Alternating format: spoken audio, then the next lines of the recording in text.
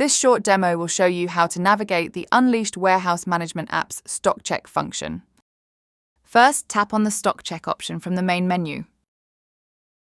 This will take you to the search screen.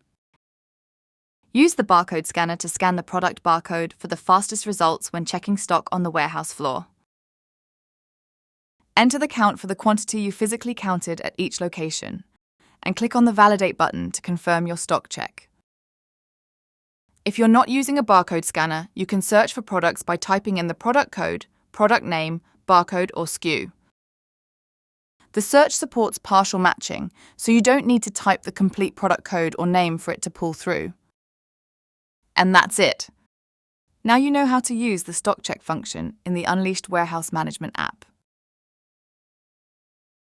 Thanks for watching.